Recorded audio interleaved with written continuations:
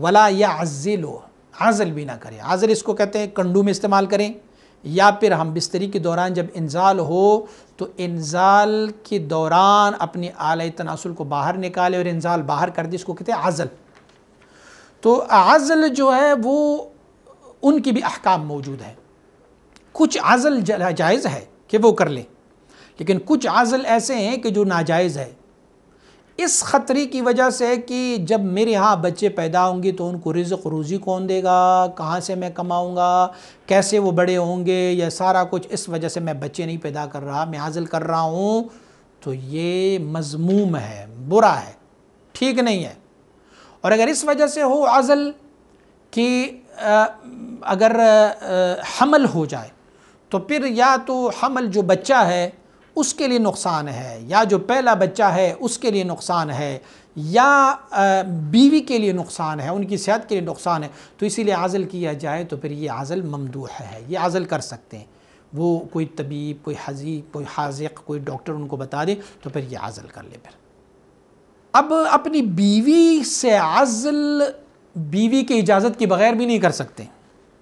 بیوی سے اجازت لیں اور پھر عزل کرے، لیکن دون الامہ، جو کنیز ہوتی ہے ان سے اجازت لینے کی طلب، کیونکہ ان کو پتہ ہے کہ اگر اس کو حمل ہو گیا تو پھر کام کون کریں،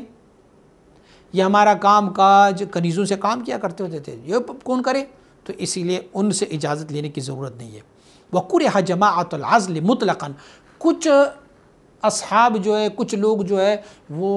عزل کو مطلقی مکروہ جانتے ہیں، کراہیت رکھتے ہیں، کیونکہ حضور نبی اکرم صلی اللہ علیہ وسلم نے فرمایا کہ هو الوعود الخفی، یہ چھپا ہوا قتل ہے۔ ایک حدیث شریف ایسا ہے، جیسے امام مسلم نے اس روایت کو نقل کیا ہے حضرت جزامہ بنت وہب، کہ یہ ایک حکمی قتل ہے،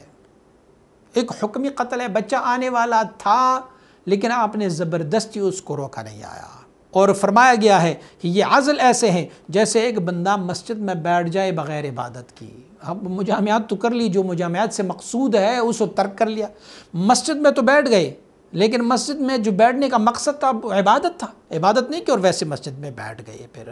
یا والاقامۃ بمکۃ بلا حج، عمرہ اور حج کے علاوہ آپ مکہ معظمہ میں بس بیٹھے رہیں، ثواب تو ہے لیکن مقصود مکہ معظمہ جانے سے کیا ہے، عمرہ کرنا ہے یا حج کرنا ہے، عمرہ نہیں کیا، حج نہیں کیا۔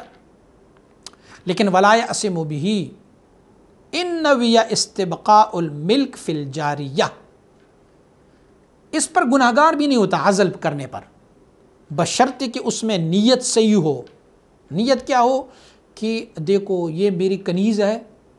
اگر اس کی کوئی بچہ پیدا ہوا، بچی پیدا ہوئی تو یہ ام ولدہ بنے گی، تو میری وہ ملکیت جو ہے اس کنیز میں نہیں رہے گی۔ آپ کو معلوم ہے کہ ام ولدہ بنے تو پھر وہ پوری ملکیت نہیں ہوتی اس میں، پھر ام ولدہ بنی اس کو۔ یا پھر یہ ہو کہ جو بیوی کا حسن و جمال ہے وہ خراب نہ ہو۔ اکثر و بیشتر جب بچہ پیدا ہو جاتا ہے تو پھر جسمانی ساخت جو ہے نا وہ تھوڑی بہت چینجنگ آ جاتے اس میں سے۔ ایک بندہ کہے بس یہ جیسے کنواری لڑکی میری بیوی ایسی رہے تو میں یہ چاہتا ہوں، اگر یہ ان کی نیت ہو۔ پھر والحیات، یا پھر یہ ہو کہ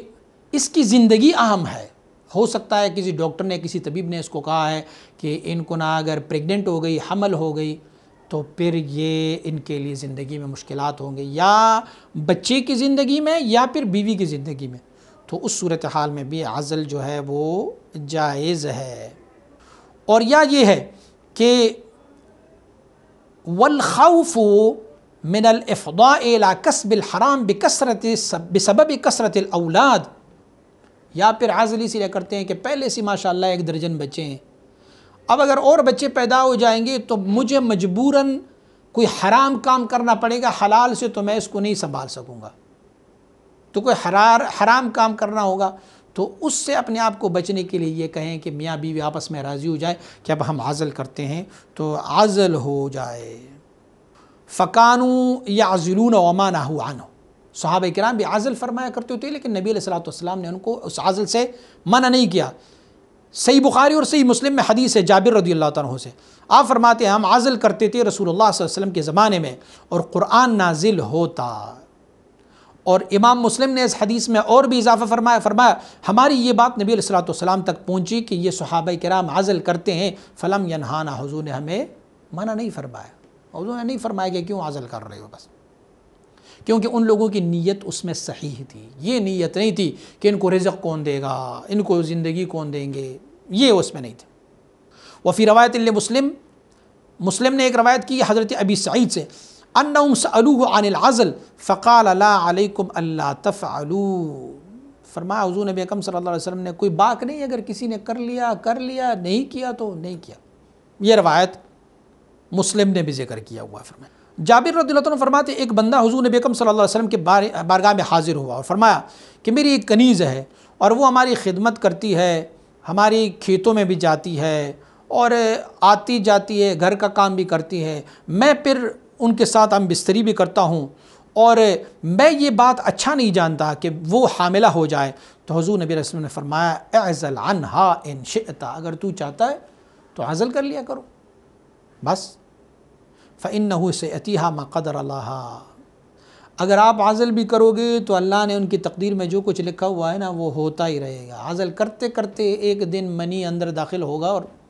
بچا۔ لیکن اگر آپ کی مرضی عزل کرنا چاہو تو عزل کر لو۔ بندے نے کچھ ٹائم گزارا، پھر آیا،